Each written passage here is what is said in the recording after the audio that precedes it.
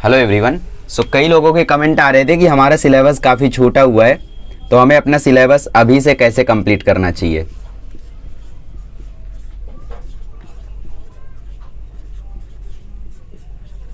अब जिन लोगों ने ये कमेंट किया है या जिनका भी ऐसा सवाल है कि यार अब से मैं सिलेबस कैसे कंप्लीट करूं, उनको देखो मैं एक बात बता दूं कि अगर आप सच में अपनी स्टडीज़ को लेके सीरियस होते तो आप आज यहाँ पे नहीं होते।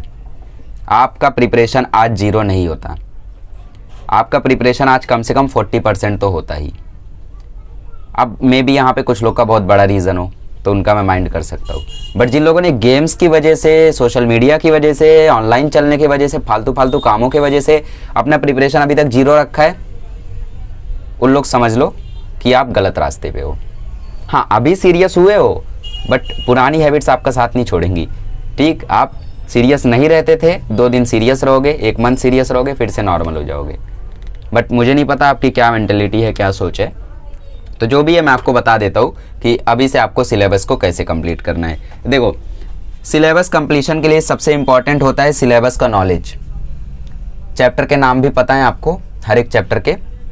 हिस्ट्री के पूछ लूँ, ज्योग्राफी के पूछ लूँ, इंग्लिश के पूछ लूँ। इंग्लिश में जैसे आप लोगों को 24 चैप्टर्स है, 24 चैप्टर्स में से आपको हर एक चैप्टर का नाम या फिर थोड़ा सा पहला वर्ड भी कुछ तो याद होगा, नहीं याद होगा। किसी भी चीज़ को पढ़ने से पहले आपको उसके सिलेबस की जानकारी होनी चाहिए। सिलेबस तो कंप्लीट करना है बट सिलेबस क्या है वही नहीं पता है, कैसे करोगे फिर, क्या करोगे? तो मतलब चैप्टर के नाम रटे हम? नहीं, मैं ऐसा नहीं बोल रहा हूँ। आपको करना क्या है, आपको सबसे पहले नॉलेज रखनी है कि आपको मैथ्स में कितने चैप्टर्स है, कितने रिड्यूस्ड हैं, कितने इंपॉर्टेंट हैं, कितने कितने मार्क्स के आते हैं, कैसे क्या होता है। हमें तो इसने किसी ने बताया ही नहीं। हर चीज़ बताई नहीं जाती, कुछ चीज़ें पूछी जाती है। टीचर्स से कभी पूछो, वो आपको बताएंगे। देखो, सबसे पहली बात करें तो इंग्लिश, हिंदी, मराठी,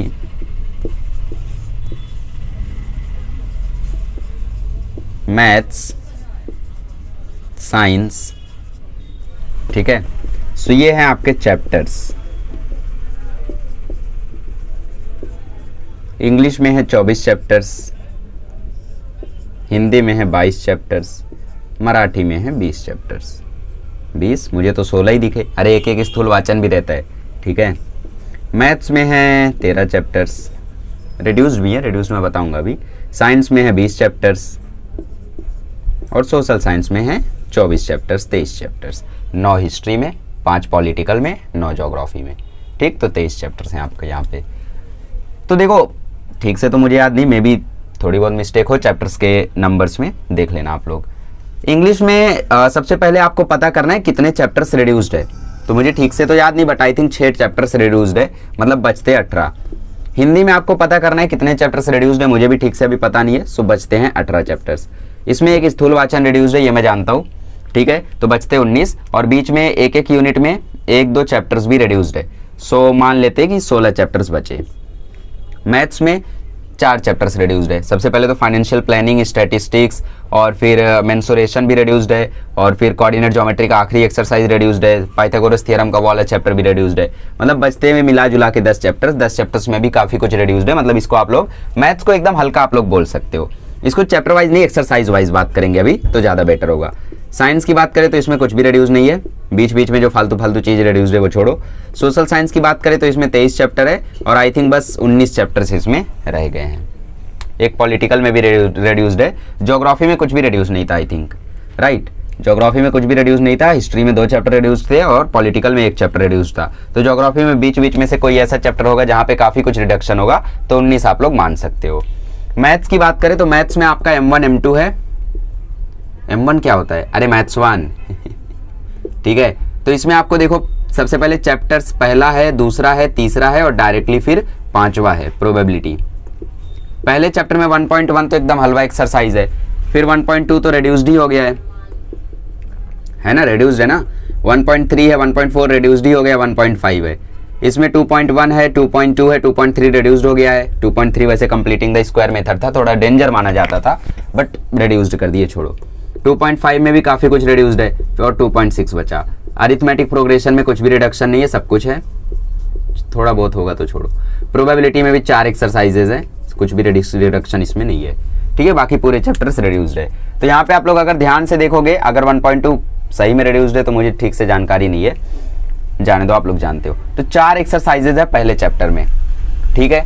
मैं ये भी बताऊंगा कि आपको कैसे सिलेबस को कंप्लीट करना है। 4 एक्सरसाइज है, 9 एक्सरसाइजेज, 13 और 17 एक्सरसाइजेज। वैसे मुझे जहाँ तक याद है 16 ही था, छोड़ो।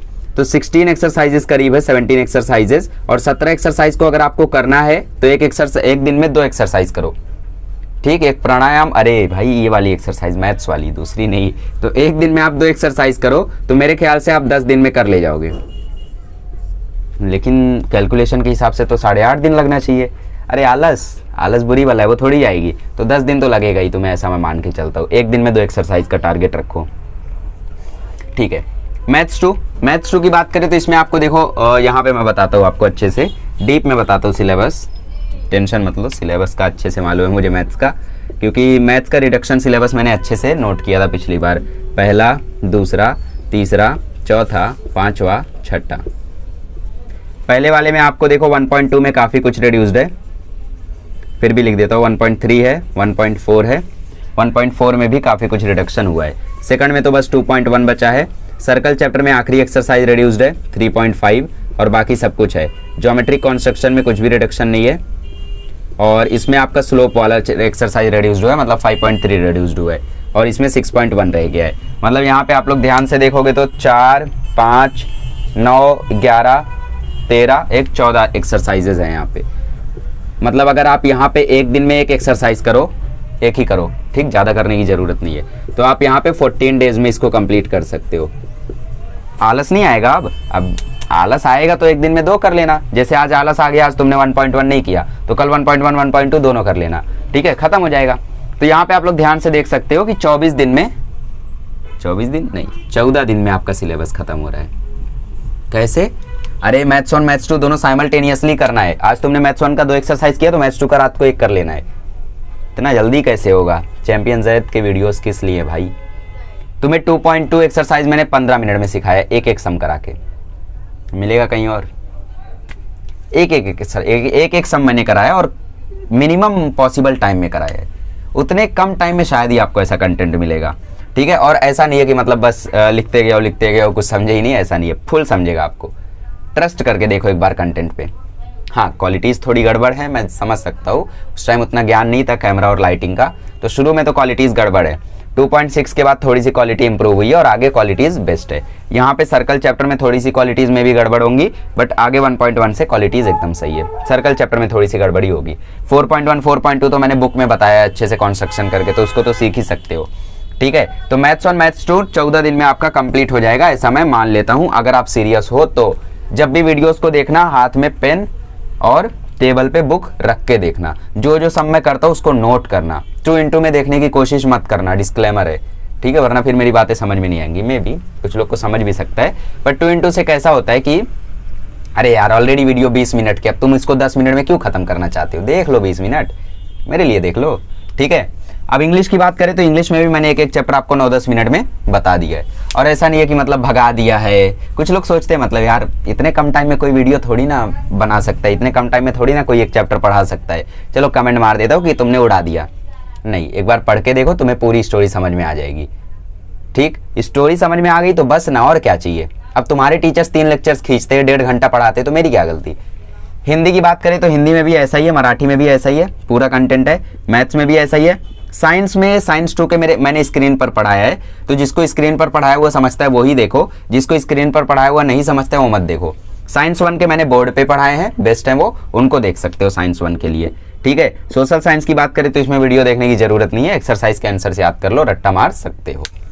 चाहिए तो एक बार देख सकते हो। इसमें भी मैंने 40 या 50 मिनट में एक चैप्टर को खत्म किया है। ज्योग्राफी के तो और कम टाइम पे पढ़ाया मैंने, ठीक है। तो इसका मतलब अगर हम इंग्लिश की बात करें तो भाई अगर हर दिन मैं एक चैप्टर पढ़ता हूँ, सबसे पहले मैं इंग्लिश हिंदी खत्म करता हूँ मैथ्स के साथ, इसको अभी अवॉइड करता हूँ। सबसे पहले मैं मैथ्स के साथ इंग्लिश हिंदी कंटिन्यू करता हूँ, तो 18 चैप्टर्स है टोटल, मान लेता हूँ। पता नहीं कितना रिड्यूस्ड है, वो सब आप पता कर लेना, यूट्यूब पे बहुत सारे लोगों ने वीडियोस डाले होंगे, ठीक है। तो एक दिन में अगर मैं इसका एक चैप्टर करता हूँ तो 18 डेज में मेरा ये भी खत्म हो जाएगा। मतलब एक मंथ के अंदर एक मंथ के अंदर 18 और 14 32 होता है, बट मैं मान लेता हूँ कि आपको आलस नहीं आया, आपने सीरियसली पढ़ाई की, ठीक है। मतलब 1 मंथ के अंदर आपने पूरा अपना इंग्लिश, हिंदी, मैथ्स खत्म कर दिया। वाह वाह वाह, काश ये सच में हो जाए। होगा, करने से होगा, तो तुम्हें करना होगा इसको, ठीक है। फिर मराठी पकड़ो और साथ ही में मैथ्स की प्रैक्टिस मत छोड़ो, मैथ्स को हमेशा साथ में रखो। मैथ्स एक नाजुक चीज़ है जिसको जैसे ही तुम छोड़ोगे ना वो टूट जाएगी, उसको साथ में रखो, हमेशा हमेशा प्रैक्टिस करो, हमेशा प्रैक्टिस करो, हमेशा प्रैक्टिस करो। तो मराठी के 16 चैप्टर है, एक दिन में आप एक चैप्टर अगर पढ़ते हो तो 16 डेज में आपका मराठी खत्म हो जाएगा। और मराठी को भी पढ़ने का तरीका होता है, हिंदी का भी बता देता हूँ, इंग्लिश का भी बता देता हूँ। इंग्लिश में आपको क्या करना है, अगर कोई स्टोरी है तो स्टोरी को पढ़ना है, वर्ड्स की मीनिंग याद रखनी है, 2-3 पर्सनल रिस्पॉन्स रीड करने हैं तो खत्म। हिंदी में अगर कोई स्टोरी है, स्टोरी पढ़नी है, अच्छे से याद करना है, 2-3 पर्सनल रिस्पॉन्स मतलब स्वामत को रीड करना है, फिर चैप्टर खत्म। अगर कोई पोयम है तो पोयम की लाइन टू लाइन मीनिंग आपको अच्छे से समझनी है, क्या उस वर्ड का मीनिंग है वो समझना है। हिंदी में आपको हर एक पोयम का, हर एक लाइन का अर्थ समझना है। कुछ लोग भावार्थ रट्टा मारते हैं, नवनीत से मास्टर की से नहीं, मैंने खुद रट्टा नहीं मारा था और मुझे भावार्थ में फुल मार्क्स मिले थे। इससे बड़ा प्रूफ आपको नहीं मिलेगा कि आप अगर ओन वर्ड से भावार्थ लिखोगे तो भी चलेगा, बट करेक्ट लिखना, जो टीचर बताते वो लिखना, ठीक है। तो मैंने वीडियोस में जो भावार्थ बताया वो भी लिखोगे तो आपको मार्क्स मिलेगा, क्योंकि मैंने जो वही बताया जो मैंने लिखा है, ठीक है। सो इंग्लिश, हिंदी में ऐसा आपको प्रिपरेशन करना है। फिर इंग्लिश में कोई पोयम है तो उसका भावार्थ तो आपको आना ही चाहिए, वैसे वो एग्जाम में नहीं आता, आपको एग्जाम में आता है एप्रिसिएशन। तो कोई अगर पोयम है तो उसका एप्रिसिएशन भी आपको याद करना है, फिर ठीक है। मैथ्स को आपको साथ में साइमल्टेनियसली 2-2 एक्सरसाइज डेली प्रैक्टिस करते रहना है, क्योंकि देखो 32 एक्सरसाइज है टोटल, तो 32 एक्सरसाइज में से अगर आप डेली 2 एक्सरसाइज प्रैक्टिस करते हो तो इसका मतलब महीने में आप 2 बार 2 बुक सॉल्व कर लोगे। मतलब कैसे, मैथ्स 1 में देखो 17 एक्सरसाइज है, मैथ्स 2 में 14 एक्सरसाइज है, तो देखो 31 एक्सरसाइज है टोटल, 31-32 जो भी हो। अगर आप डेली 2 एक्सरसाइज सॉल्व करते हो तो 15 दिन में आपका मैथ्स 1 मैथ्स 2 रिवाइज हो जाएगा पूरा। फिर अगले 15 दिन भी अगर आप सॉल्व करते हो तो इसका मतलब आपने 2 बार सॉल्व कर लिया। और किसी ने अगर पूरी बुक को 2 बार सॉल्व कर दिया ना, उससे कोई भी क्वेश्चन पूछ लो यूं बता देगा, कुछ झंझट ही नहीं है। तो मतलब आपने अगले 1 महीने मैथ्स को भी प्रैक्टिस किया और मराठी को भी किया। मराठी में क्या करना है, अगर कोई पोयम है तो पहले दिन पोयम पढ़ना है और फिर अगले दिन उसका रसग्रहण याद करना है। स्थूल वाचन पढ़ा तो स्थूल वाचन के पीछे जो स्वाध्याय में क्वेश्चंस दिए रहते हैं उनको याद करना है, ठीक है। तो 16 दिन में आपका मराठी और मैथ्स अच्छे से चलता रहा। अब आते तूफानी सब्जेक्ट्स। सोशल साइंस को आपको इसी के साथ रखना है, साइंस को अभी भी मैं अवॉइड ही कर रहा हूँ, कर सकते हो आप भी, ऑनलाइन वाले हो इसीलिए साइंस में आपको दिक्कत आएगी अभी। सोशल साइंस को आपको क्या करना है, साइमल्टेनियसली हिंदी मराठी के साथ कंटिन्यू करना है। 3 दिन में कोई एक चैप्टर आपको याद करना है, उसके क्वेश्चन आंसर्स आपको याद करने हैं। क्वेश्चन आंसर बहुत बड़े होते हैं, याद ही नहीं होते, तो लिख लिख के करो। मुझे भी याद नहीं होते थे पर मैंने लिख लिख के प्रैक्टिस किया, याद होने लगे, ठीक, करो आप लोग भी। और साइंस की बात करें तो देखो इसमें 20 चैप्टर्स हैं, अभी 2 महीना हो गया, नवंबर दिसंबर खत्म हो गया, ठीक। कैसे, आपने इंग्लिश हिंदी मराठी मैथ्स और इंग्लिश हिंदी मराठी मैथ्स और सोशल साइंस आधा आधा कंप्लीट कर लिया है, ये आपने पूरा कंप्लीट कर लिया और सोशल साइंस ने आपने आधा आधा कंप्लीट कर लिया है। सोशल साइंस में भी हिस्ट्री का कोई 2 चैप्टर आप छोड़ सकते हो, पॉलिटिकल का कोई 1 चैप्टर आप छोड़ सकते हो, ज्योग्राफी का कोई 2 चैप्टर आप छोड़ सकते हो, बट उसका ऑब्जेक्टिव पढ़ लेना बस, बड़े आंसर से याद करने छोड़ सकते हो। जैसे ज्योग्राफी में 3rd चैप्टर से कुछ लोग को नफरत है बड़े बड़े आंसर से, बट उससे एक क्वेश्चन फिक्स है आना, तो उसको मत छोड़ना। 8वां चैप्टर छोड़ सकते हो, नहीं यार, 7वां चैप्टर छोड़ सकते हो और 5वां चैप्टर छोड़ सकते हो, बट गिव रीजन सबके पढ़ना। मतलब छोड़ना मतलब ऐसा नहीं कि मतलब एकदम से छोड़ देना, उसमें से अगर आपको गिव रीजन छोटे लगते हैं तो गिव रीजन पढ़ लो, जो आंसर नहीं याद होता है वो छोड़ दो। अब 3rd चैप्टर में पंतनल वगैरह वाला जो आंसर है उसको छोड़ सकते हो, बट उसके गिव रीजन पढ़ लेना, ठीक है। सोशल साइंस में ऐसा करना है। तो 5 चैप्टर तो आपने छोड़ दिया, मतलब अब बचा सिर्फ 14 चैप्टर। वाह, तो 14 चैप्टर तो आप लोग कर ही ले जाओगे। अब देखो जनवरी शुरू हो गया है और मार्च में आपका बोर्ड एग्जाम रहेगा मोस्ट प्रोबेबली, तो साइंस में आपको 20 चैप्टर्स है। अब आप साइंस 1 के मेरे वीडियोस चाहो तो अभी से शुरू कर सकते हो या फिर चाहो तो बाद में भी शुरू कर सकते हो। अच्छा, नोट्स किसका किसका बनाना है, देखो नोट्स आपको सिर्फ मैथ्स का बनाना है वीडियो देखते समय और साइंस का बनाना है, बाकी सोशल साइंस तो रटना है। इंग्लिश में आपको टेक्स्ट बुक लेकर बैठना है और जब मैं आपको पढ़ाते समय मीनिंग बताऊंगा तो टेक्स्ट बुक में आपको मीनिंग लिखनी है। हिंदी में भी जब मैं पोयम का मीनिंग बताऊंगा तो टेक्स्ट बुक में आपको वो लिखना है, मराठी में भी सेम काम करना है। सोशल साइंस भी हो गया। अब साइंस में आप लोगों को एक एक चैप्टर को वैसे याद करना है जैसे मैंने how to study science video में बताया है, उस लेवल का आपको याद होना चाहिए साइंस, ठीक है। इतना सब होने के बाद आपका सिलेबस अब हो गया है कंप्लीट 3 महीने में आपने सिलेबस कंप्लीट कर लिया। और ये मैं अगली बार वीडियो बनाऊंगा तो 2 महीने में कंप्लीट करवा दूंगा। तो मेरे को क्या है, मतलब मैं तो ख्याली पुलाव बनाने में माहिर ही हूँ, तो आपको सच करना है ना, आपको पुलाव खाना है, मेरे को थोड़ी खाना है। मैंने तो प्रिपरेशन अप्रैल में चालू कर दी थी। हैं? अरे अप्रैल में तो लगभग हर कोई चालू कर देता है, बट सीरियसनेस जो है वो अक्टूबर वगैरह तक ही आती है।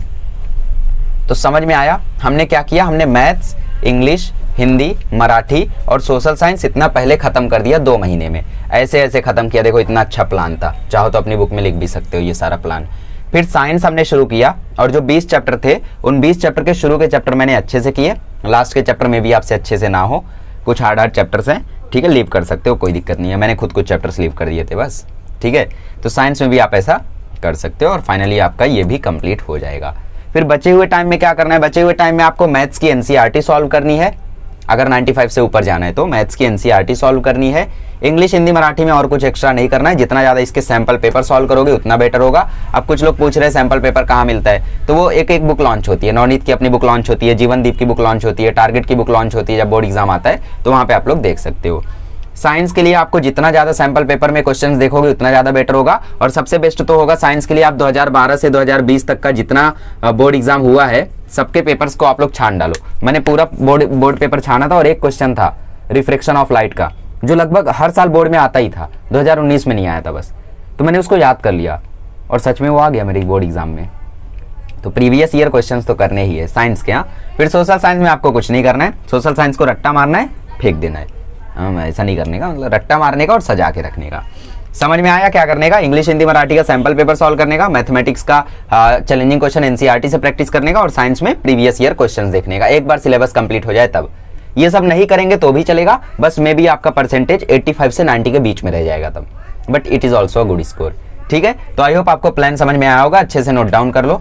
और अगर कोई और डाउट है, कुछ और वीडियोस बनवाने तो कमेंट कर दो, है ना। मैं तो बना ही रहा हूँ वीडियोस।